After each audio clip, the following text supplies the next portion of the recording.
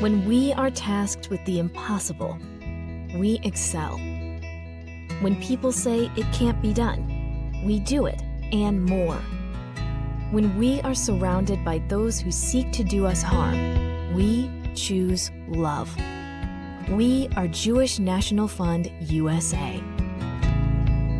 It began as a dream that one day the Jewish people would return to their homeland. That vision became a reality.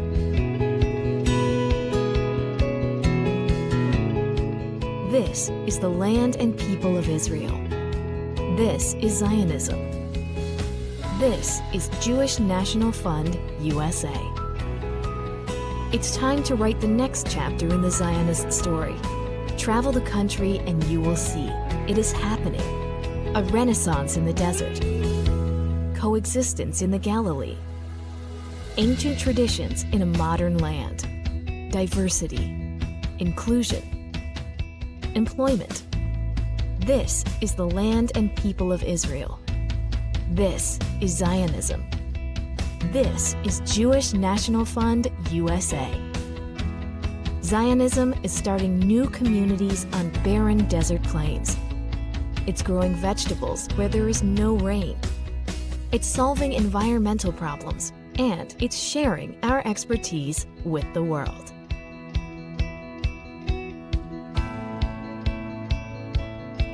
Nothing is easy. At times, our strength and resilience is put to the test. Yet we rise to the challenges and come back even stronger. We know who we are, and we teach it to our children. Whatever comes our way, Zionism ensures that we are never alone. When we remember that we always have each other, nothing can stand in our way. Join us. Let's build a better world together.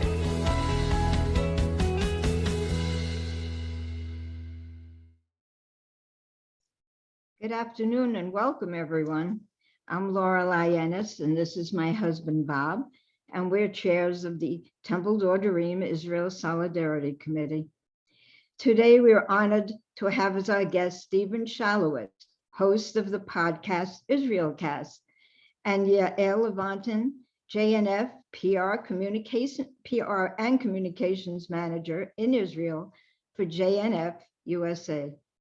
Stephen and Yael, we are so appreciative of you both being with us today. Thank you so much.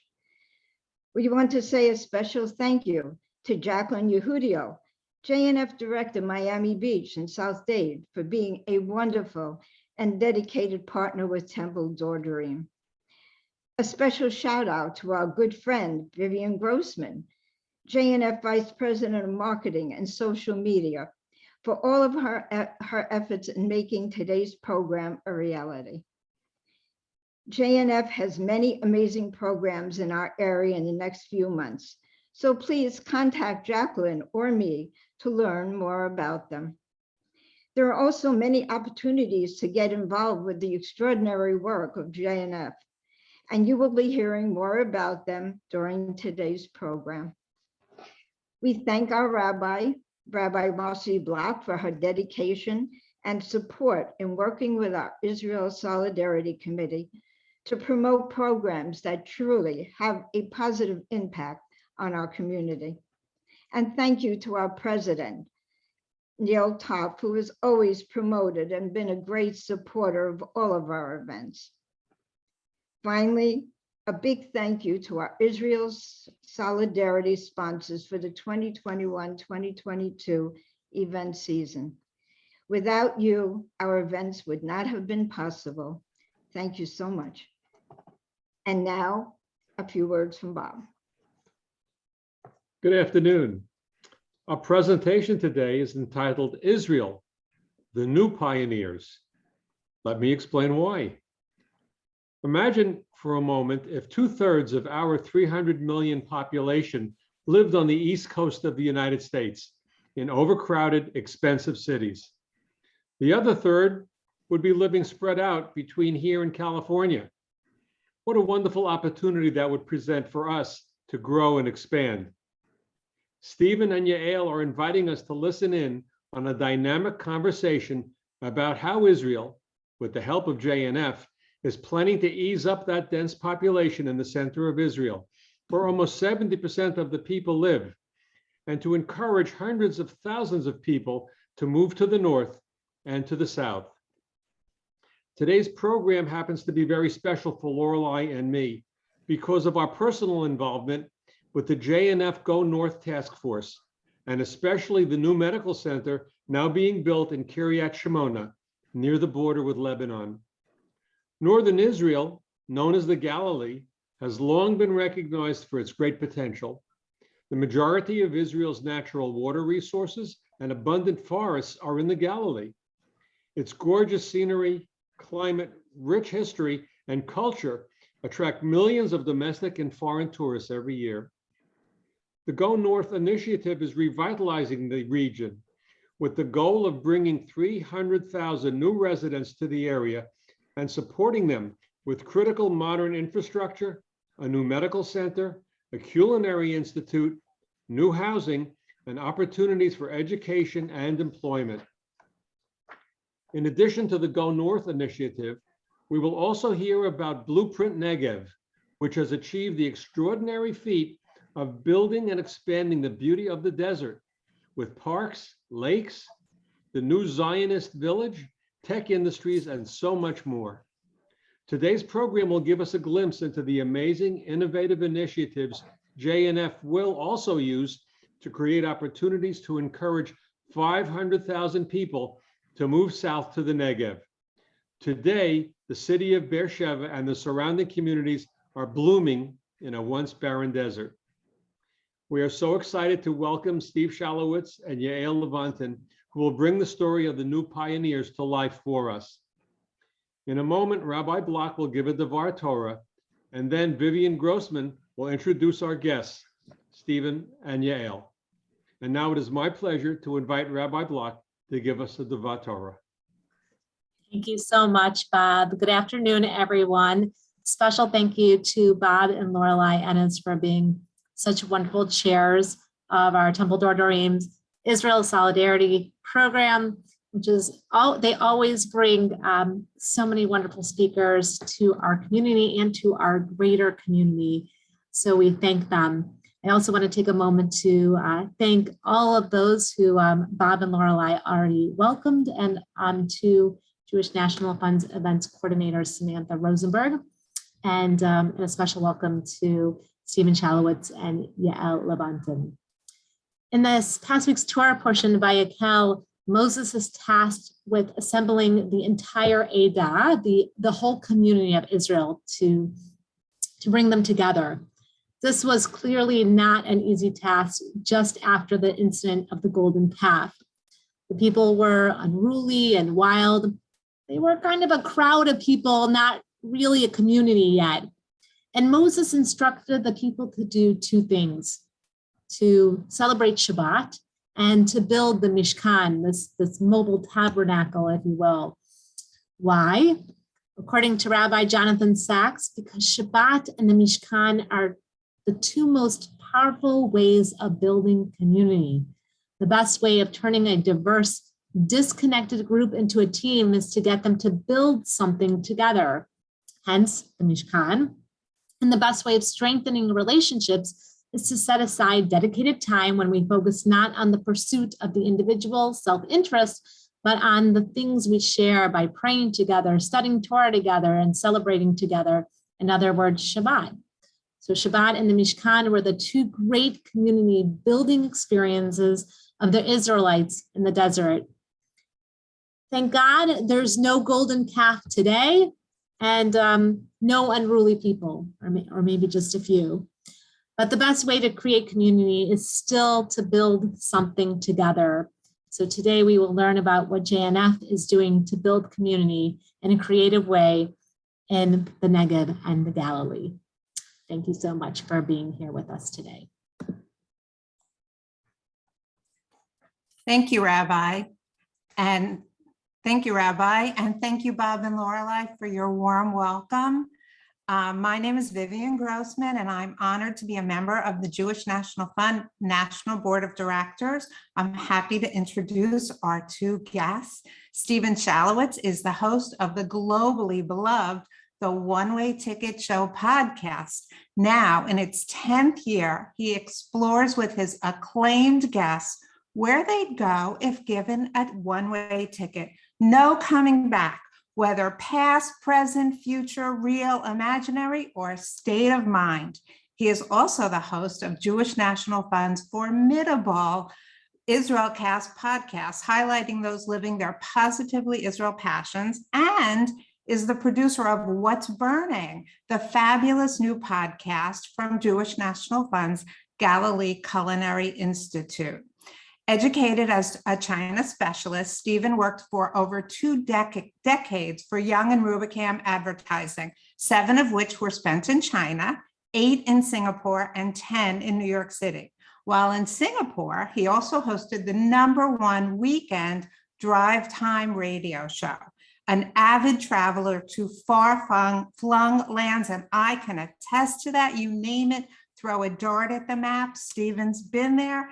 He's actively involved in Jewish National Fund as a New York board member and on its social media marketing committee, along with me. We'll put all the links to those podcasts in the chat, so don't worry, listen to them. I promise you'll be inspired and come away smiling after each episode.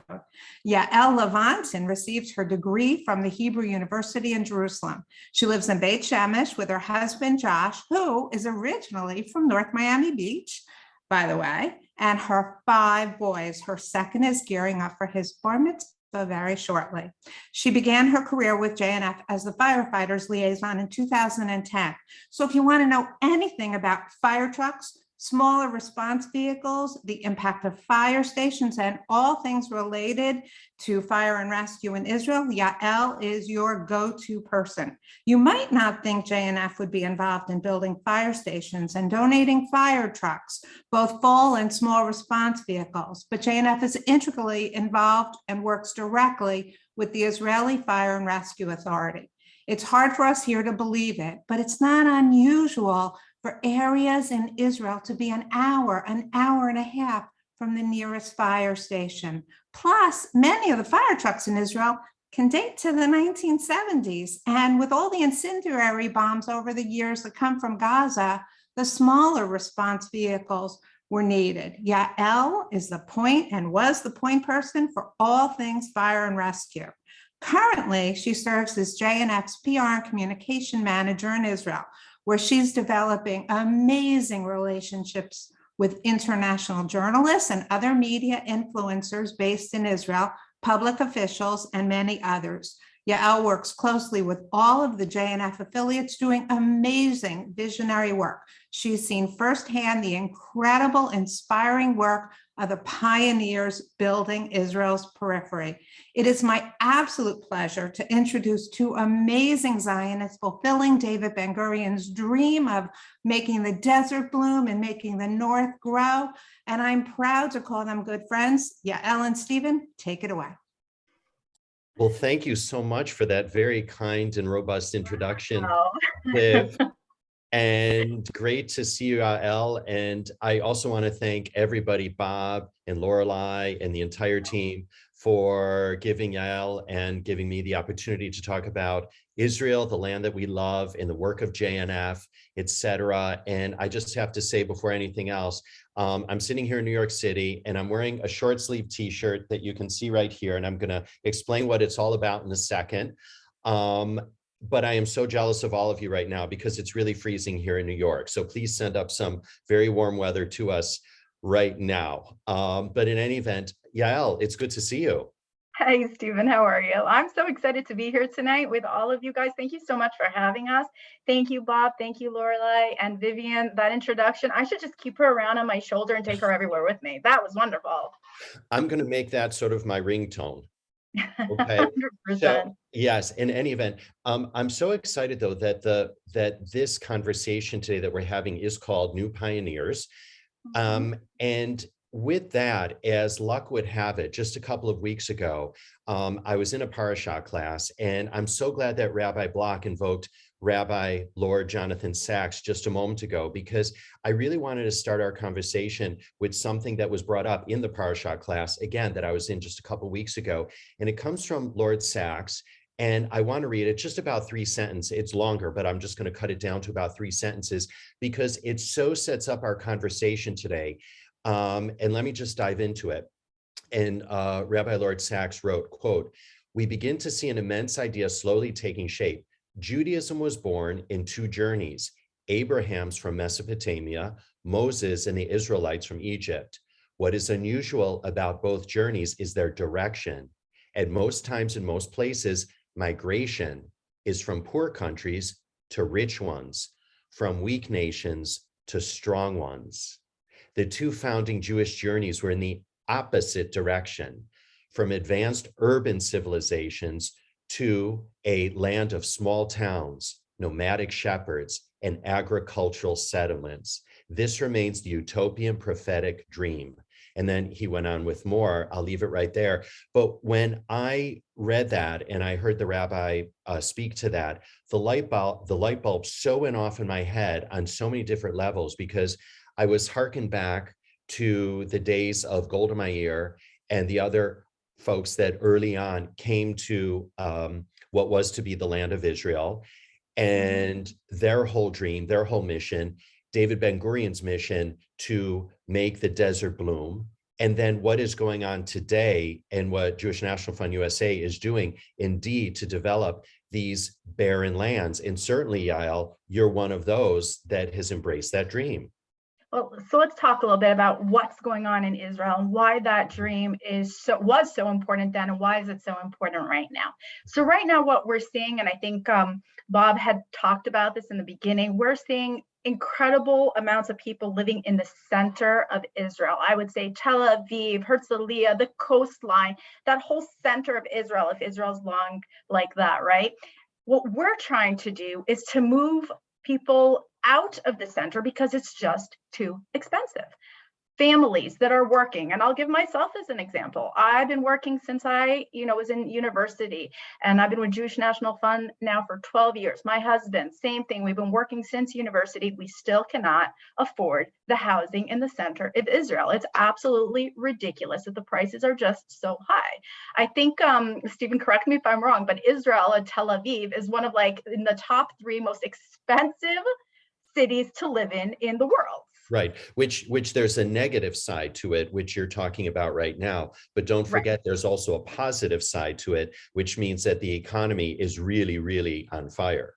Well, that's great. This is true, but it's expensive to live here. It's expensive to live there. But what Jewish National Fund is trying to do with Go North and the Blueprint Negev is to move 500,000 people down to the south, where, like you said, so open and beautiful and so many options to move down south, and 300,000 people to move up north. There's no way around it. And this is fulfilling Ben-Gurion's dream. This is what we're talking about. This is New Age Zionism. This is absolutely incredible. And really, you can't continue living in a condensed small area. We have to move out to the north and to the south. And Jewish National Fund USA is helping people do that. Right. Well, what's so great, though, is that, because what I love about Blueprint Negev actually is that it's not just a question of, okay, let's just get people out there and living there, because we know now that there's a train, like a high-speed train going from Beersheba to Tel Aviv. So people can live and commute from one place to the other, live in one, work in the other. But it's really become so much more than that, because Jewish National Fund has really redeveloped Beersheba to the extent that it is completely unrecognizable right now. And importantly, the Israeli government has also recognized that they cannot have all of the high tech, all of the military, all of the, you name it, all just in the center. For strategic purposes, they've also had to develop Beersheba in the surrounding region and the Negev for security reasons. So Sam, can you put up the map for a second, just so I could show people what we're talking about and the So, okay, so you guys see where Jerusalem is. It's the point in the middle over there. So go down, straight down, and that's where you'll see Beersheba. Okay, that's the new big city. That's where the high tech is moving down in the south. This only happened in the past couple of years. Now, if you go all the way down to Eilat, that's 60% of Israel is desert. Okay, so that entire from Beersheba all the way down, you know, from the north to the south over there, that whole area is all about getting people to move there. It's about developing the land and developing communities. You can take down the map for a second while Steve and I talk a little bit about what do I mean when I say community building, because that sounds crazy, right? So let's imagine a young family and they want to move out of the center where it's so expensive and they want to have a good quality of life. What do you need, Stephen? You know, if I was asking you, what would you need in order to move? Yeah, I mean, basically what you need is a job.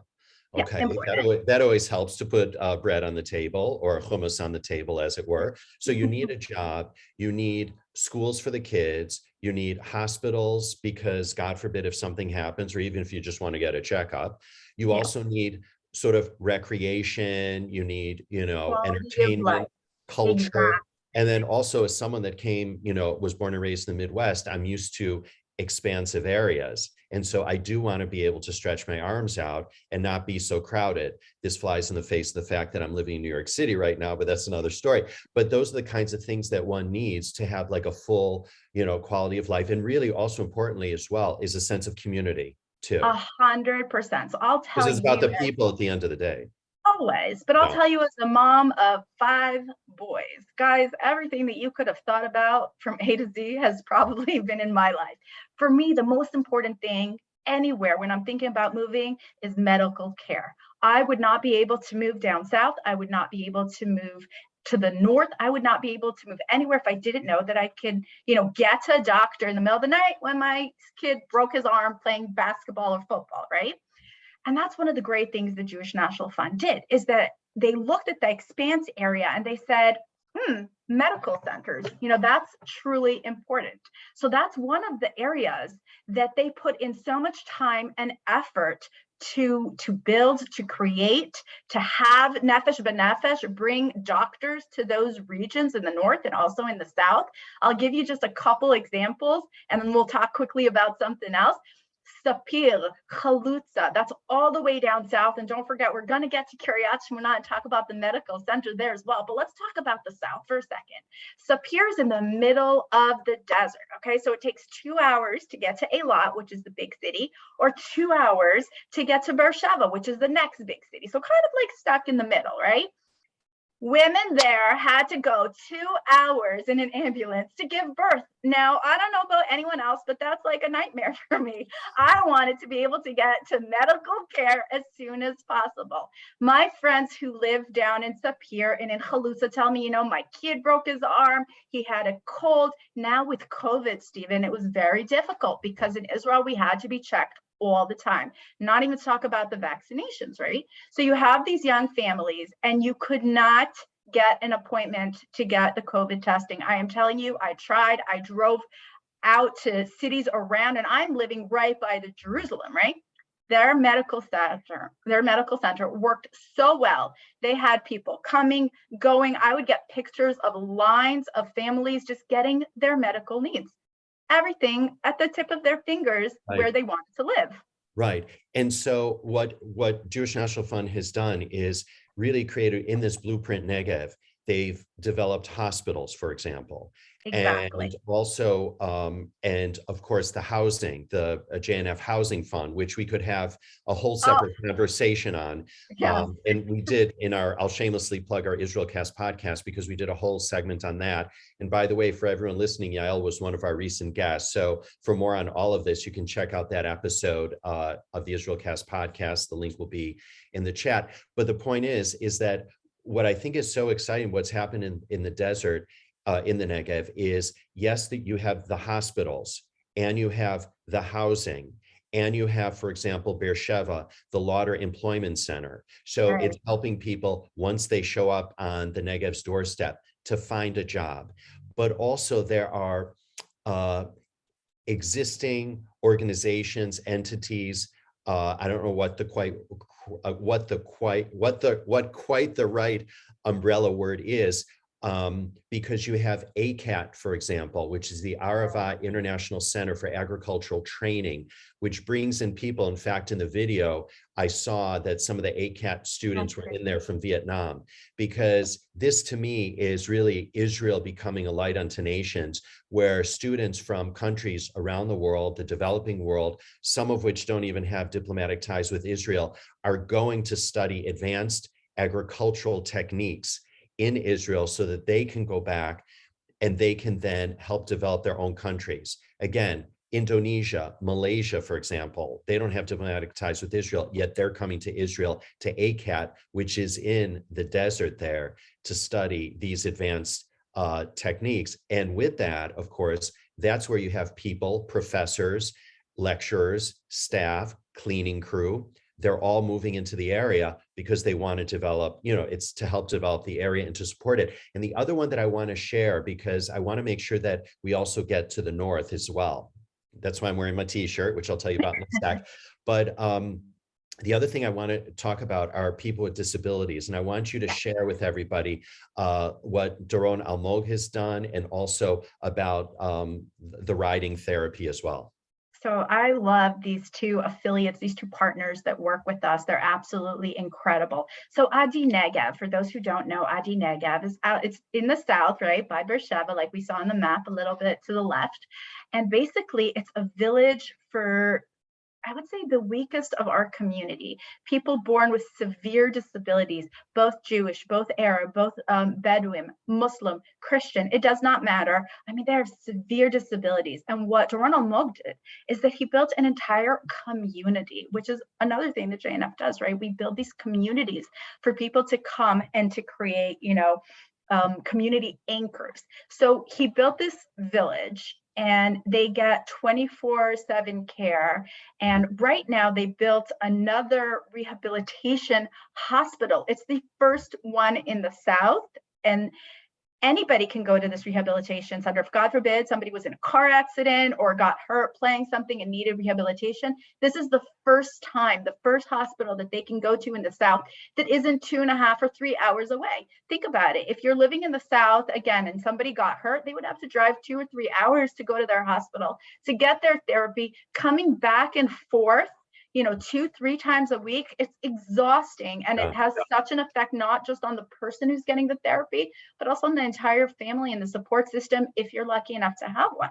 Right. So having this hospital in the south of Israel is a game changer. And that's what we do, because we don't do projects, Stephen. We do vision, right? We've always said that. Why build a hospital? Why build a community? Why build a community center? Because it brings jobs, it brings people, right? So now you'll have nurses and doctors and help and the cleaning people and cafeteria people and food people, all of these other families that will now have jobs. Because you said without the jobs, you're not going to move, right? Yeah. So by creating these incredible visions coming to life, you're not only benefiting by the hospital, but you're also benefiting by the fact that you're bringing people to move down south. Right. And one other thing, and I'm so mindful of our time actually, and one other area that I think is super duper exciting, which, as we talk about the new pioneers and Zionism and bringing people to the desert, is this new Zionist village, which is being built in Beersheba. And then I share that with everybody, because I could talk about that for 12 hours, but we don't have enough time, because then I want to go, I think we need to go up north. But there's just so much to talk about, right, Stephen? Yeah, exactly. There's all these incredible stuff. Yeah. I think that new Zionist village is such a game changer. So we can't even get into it, because really I don't know we have that much time left, and I do want to get to the north to explain what we're doing there as well. But it is going to be a game changer. This is going to be a campus of $350 million that's going to be invested in Zionism, in having a place to have open conversations and to bring people in from all over the world. We can do an entire hour just talking about the Zionist village, but we should probably go up north and tell everybody what we're doing there. And let me just say, Russell Robinson, the CEO of Jewish National Fund USA, is our next guest on the IsraelCast podcast. And it's releasing this coming Wednesday. And we talk extensively about the new Zionist village, because really what it It's the Alexander Muss High School is going to be located there, or part of the high school is going to be located there. And you're going to have people from all over the world studying there, learning there. And as we said, Beersheba has become such a tech hub that you're going to have people going there for internships with Intel, for example, that are going to be able to live at the Zionist village. And you're going to have real Zionists, the new pioneers, coming from all over the world to interact with one another at any age, especially really young people. And so those relationships are really forged then and will last a lifetime. So it is 100%. incredibly exciting what's happening in the Negev, because I just want to say, you know, when I was growing up and I was going to day school, which was 12,000 years ago right now, it seems, you know, the Negev for me, and I remember going to Israel also as a kid, and we didn't even, I said to my parents, can we go to Beersheba? They said, well, there's nothing really to see in Beersheba, let's skip it. Now, it's a different story. So it's huge. Absolutely. So we could do a whole thing, but in the time that we have remaining, let's talk about the whole go north, because as Bob was talking about, I mean, it's a very enticing part of the world, let alone Israel. Many people compare it to Tuscany. Some people say it's even more beautiful than Tuscany. It's more beautiful. It is indeed Israel's breadbasket. It is such rich history and such mystical connections as well. And it's very exciting what's going on there. So talk in really broad brushstrokes for just like 30 seconds what the whole Go North thing is. And then I want to talk about and talk about some of the exciting things that are individually going on there, because I'm particularly involved with the Galilee Culinary Institute. That's what the t-shirt's from, the GCI. Okay. By the way, everyone, I didn't even get one of those t-shirts. I don't know how Stephen got it. He must have, well, that's because, well, I know Lior, who's, well, you know Lior as well, who's spearheading it, but we are, of course, doing the What's Burning podcast, which is from the Galilee Culinary Institute. So that's how I got it. Anyway, we'll make you an honorary member of it, but let's talk Go North in broadest of brushstrokes, because really that area was losing population left, right, and center. But then there's this huge opportunity. And that's what I love about JNF, is that they look at the opportunity. And again, it's not about just building a building. It's about looking at a vision. So go ahead. Right, so this entire vision. Do you know that in Kiryat Shmona, when Nefesh B'Nefesh was the organization that brings Olim to Israel, they wouldn't even sell Kiryat Shmona. They wouldn't even touch Kiryat Shmona. Kiryat Shmona was losing people, you know, leaving the moment that they could to get out of there. And now it's completely transformed. Together with the Louder Center, which is what we have also down south, but now we've also moved it up north. We're talking about new employment, and not just employment like there used to be, but high quality and jobs that's happening. The entire region is changing with GCI, with the food tech that's happening there, with the new hospital that's being built up in Kiryat Shmona. And I want to tell you just one story about the Kiryat Shmona hospital. I know I've been talking a lot about medical today, but this just stuck with me because I was up there a couple of weeks ago and I was speaking with, you know, the population, some people in the park in Kiryat Shmona. And this one woman came up to me and she said, we cannot wait for this hospital to be built. And I said, you know, I obviously feel that there's something, you know, deeper connection there. I was like, what's your story? And she said, you know, I was sick with cancer and I had to drive all the way down to Tel Aviv, which is about a 3-hour drive to get my chemotherapy. And then I had to drive 3+ hours back. And that she just had tears in her eyes. And she said, you don't understand, Yael, the minute that this Kiryat Shmona hospital is going to be built and there's going to be, you know, places for people to go to, that's going to change everything. And she was just crying, Stephen, when she was talking to me about it. And it just stuck with me. I meet a lot of people throughout my days. You know, we do a lot of PR, we do a lot of meeting with people, but that woman somehow, her emotional connection to what is going to be an incredible medical center / hospital in Kiryat Shmona is really going to change the way that people see that entire region. And we were talking about GCI and the food tech. That's Galilee. We have to say again, the full name is Galilee Culinary Institute. Yeah, exactly. And the incredible food tech that is happening right there. At Tel Chai College. Yeah. Yes, and Tel Chai. Stephen, I mean, I feel that you're so passionate about it. Tell them a little bit about what this school is actually going to do. Yeah, so it's the Galilee Culinary Institute. It's the brainchild, if you will, of Lior Lev Serkar, the master spice blender here in New York City, who originally is from there. And it's a certificate. People can go there for a certificate in the culinary arts from the Rosenfeld School of Culinary Arts. It's a one-year program, but it's not just learning knife skills. It's learning about the finance of the food industry. It's learning about sustainability. It's learning about how to market food. Anything that has to do with food is going to be taught, and students then can concentrate on whatever area they want to be involved in once they actually graduate. So that's really the exciting thing of it. And the other thing is that for all of us that aren't, don't have a year to spend up there as much as we would want to, they're also going to be doing short-term courses as well. So say, for example, you want to go for a week or two and you want to learn what it's really like from farm to table, because that's really, at the end of the day, there are farms there. There's going to be a microbrewery there, and on and on. So it's a very, very exciting proposition of what's going on at the Galilee Culinary Institute, and it's set to open in early 2023. And we can definitely share that there's already applicants for this culinary institute from Egypt and from Chile and from Vietnam and from all across the world. Yes. And first class Michael Solomonov is actually sponsoring the Galilee Culinary Institute. It's so exciting that people are going to be able to walk away from this school and get a job at any Michelin star restaurant in the world. And Stephen and I have already made a date and a plan the moment they open to go and do kind of some cooking classes together and to have some fun, because not all of us have a year plus to go learn how to be amazing, incredible cooks. Exactly. We're going to compare our knife skills up there. So we're very excited about that part, but also we should, we only have probably about 3 minutes left. Yeah. And regrettably, but I do want to touch on the Akko Employment Center as well, and what's happening in Western Galilee, because that is an area that I had the good fortune of traveling there with Viv in early 2019. It was a lot of fun. And that is really a stunning part of the country as well. And what's happening in Akko and the Employment Center is really also a game changer for that region as well. Yeah. Okay, so you guys know that the entire region up north, 40% of it is based on tourism. Yeah. And what they're trying to do, again, is to not to change, but to add jobs and positions in the high tech. And that's what the Louder Employment Center does. It kind of finds the right position for you, the right community that you can be fit together in so that you can move with your family. Yeah, and also, in addition to that, I was also wanting to give a shout out, though, to the Akko, the Visitor Center as well. We just reopened. And we only have, I think, about a minute and a half left.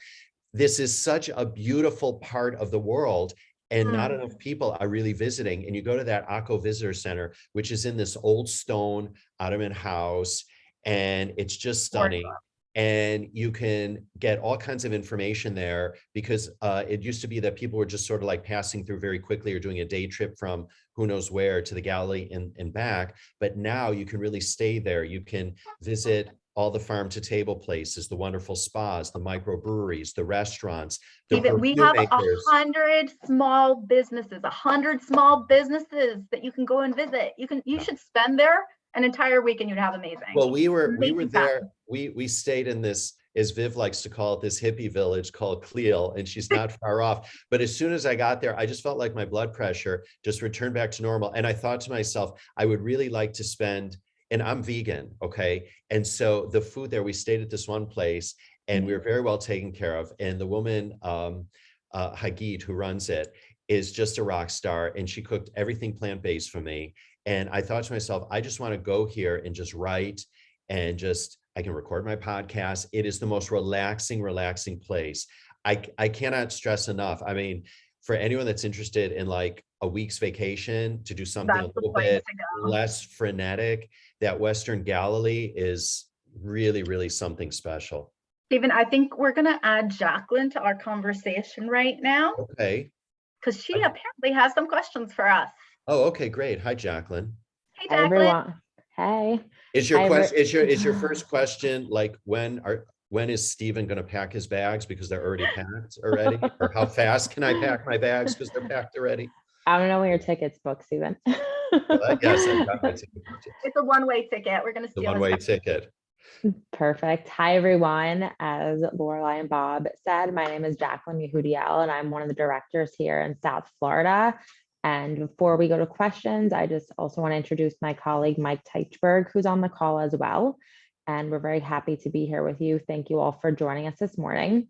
So we have about 10 minutes for question and answer. If you have questions, please direct them in the chat and we will be happy to answer them. I will be moderating them. We had a few people send in questions before, so Yael and Stephen, we'll start with that. Sure. So both of you seem very excited about the Galilee Culinary Institute. Could you please go into detail? Will the students just be from Israel? Will they be international? And what will the admission process be like? Yeah, I'll just start and then Yael, you finish. One of the exciting things, and Yael just sort of highlighted it a little bit, applications are from all over the world. And that's really the purpose of this is, remember just a moment ago, I talked about ACAT, the Arva International Center for Agricultural Training. Israel has so much to offer the rest of the world. And in the Arava, it's about, agriculture. And up north, it's about the culinary arts, because this area is, again, this is all farm to table. You're talking about an area that has Jews, Christians, Druze, Muslims. It's a very multicultural area. And with that in mind, the mission is to indeed bring students from all over the world. And as Yael just mentioned, I mean, there are students already, there are people that have expressed interest and they're taking applications right now. Egypt, Chile, Vietnam, Thailand, the United States, all Australia, all over the world. I don't know if I just said Thailand, all over the world, people are coming and there's this interest in the Galilee Culinary Institute. So number one, yes, to it being a global institute. And then number two is, again, it's a year-long program where everyone is going to learn knife skills, okay? But you're also going to learn about how to manage, how to do a P&L, because so many times a chef can have great knife skills and can make a great souffle, but at the end of the day, if you can't keep your business afloat, that business is going to implode like a souffle, okay? So you really need to make sure that they're well equipped for running a business, for the marketing of the business, The real world. the real world, and also this whole notion of sustainability, this whole notion of equity right now, organics, veganism, et cetera, all of these issues that have come to the fore about the food industry. So all of that will be taught at the GCI and people will focus on whatever they want to focus on. So if you have, for example, someone that wants to work on just marketing and becoming like a food journalist, they can become a food journalist. If you want someone that just wants to manage a restaurant, they can just manage a restaurant as well. Stephen, I don't think we've mentioned that the Institute is kosher. Oh yeah, I was going to say that actually. Thank you. Yeah, and it's 100% kosher. How great is that? So it's very exciting. And also, and again, I'm not trying to shamelessly promote the What's Burning podcast, but so we're doing the podcast now. It's called, it's in the link, GalileeCulinary Institute.com/What's Burning, or you can check out What's Burning wherever you get your podcasts. And it's a series of interviews with top global chefs and people in the restaurant industry around the world. And if you listen to the very first episode with Mitchell Davis, who's the host, who's a real force of nature in the food industry, you'll get the whole lay of the land about what the GCI is all about. I just love, Jacqueline, that the fields are going to be the classroom. You Yes. go out, that's where you spend your morning or after. It's just beautiful. Yeah, because it's very farm to table there. Yeah, that sounds amazing. Mhm. All right, the second question, I know that we touched base on a lot of the medical centers that have been built throughout Israel. Could you explain the process of how does JNF find doctors and staff while communities such as Kiryat Shmona is still emerging? Do we work with other organizations to find that type of talent? So I'll take that one. So first thing, 100%, we work with other organizations. Nefesh B'Nefesh has a whole program of bringing doctors, and nurses and medical professionals to Israel. We work with the municipalities themselves. We're helping. Jewish National Fund never builds 100% of the project. There's always matching funds. This is super, super important to know. So the moment that we build the community center, the medical center, let's say in Chalutza, the municipality of Chalutza, that entire region started speaking with the different medical providers in Israel. We have a bunch of them, and they brought doctors in as well. And it's not just Jewish National Fund, but we're working with the region. Thank you, Yael. Sure. Okay, next question. We have time for about 2 more questions here. What is Israel doing to encourage citizens from the recent Abraham Accord regions to visit Israel? What's that again? I'm sorry, I didn't hear the question. Said, what is Israel doing to encourage citizens from the recent Abraham Accords regions to visit Israel? I can start, and then if you want to add in anything, I mean, there's someone mentioned the number yesterday in a lecture last night that I went to, in terms of the number. It was Gilad Erdan, who's the U.S. Israel's ambassador to the United Nations now. There was a film about Menachem Begin that has just launched, so he was there, and he talked about this direction and what's happening between the two countries, and actually, this is really a people-to-people exercise, and there are civil organizations and grassroots organizations on both sides, in the UAE, in Bahrain, in Morocco, okay, that have reached out to Israelis, and Israelis that have reached out to like Sharaka. Yeah, like Sharaka and like all these other people. So from a people to people, that's happening very much at the grassroots, which is very exciting. And then in addition to that, you've actually had longstanding business ties between Israel and exactly. They were just under the radar. They were very under the radar. So now they've actually come to the fold. So there's all these business organizations. Fleur Hassan Ahum, who's the deputy mayor of Jerusalem, is involved with the women's group that's doing it. And there's one of the organizations, it just escaped me right now because I got so excited talking about the GCI, everything else is crowded out. But there are these organizations that are that have sprung up that are these business organizations between the UAE or the other Abraham Accord countries and Israel. So I'll also even the flights, and also let me just say the flights as well, because you book like El Al is flying, Emirates is flying, Etihad is flying. So all you need to do is just get on a thing, and a lot of the travel agencies are also actually promoting both as destinations. 100%. So Jacqueline, you know, the JNF is working on opening conversations also between the UAE and Israel. Omar Al-Busidi is on the next Zionism conversation that's going to be on Tuesday night. Definitely you should log in and hear that conversation with our CEO, Russell Robinson. And just a couple of weeks ago was Tu B'Shvat, right? And I personally went to a Tu B'Shvat ceremonial tree planting, because it is Shemitah year this year, with Bahrain, Morocco, and the UAE. Each were doing, you know, a ceremonial tree planting in the different countries, and we did a nice little PR thing about it. And it's beautiful. I think there's a lot of, like Stephen said, people to people reaching out. Sharaka is an incredible organization, and of course, we're all about opening up the conversation to move forward. Wow. Thank you. Yeah, I think it's called the Israel UAE Business Council, if I'm not mistaken, by the way, I just remembered. Perfect. Thank you, Steve and Yael. And last question, being here in South Florida, how do we get involved? How do we get to Israel? How do we, donate if we want to?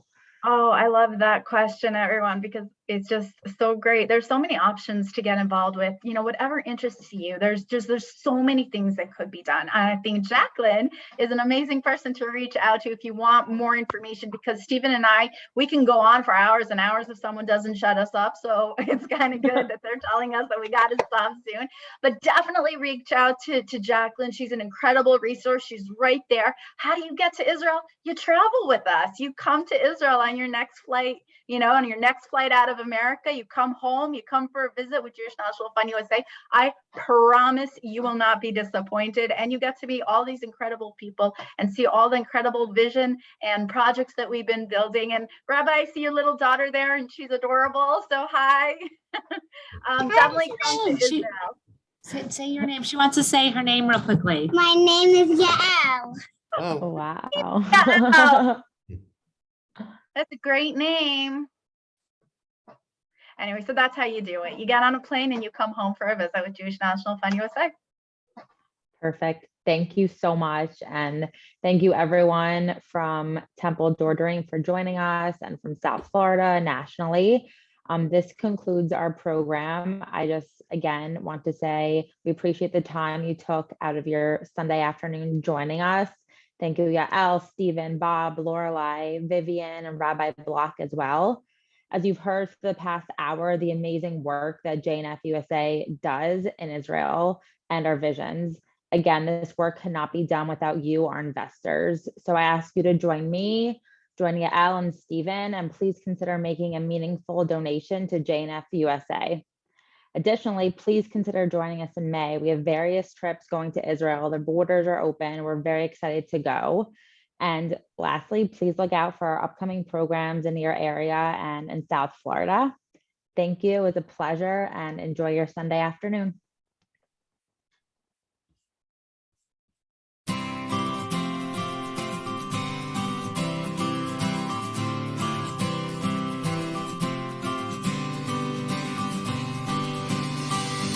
בוא ונסתובב, שתה קפה על מקה,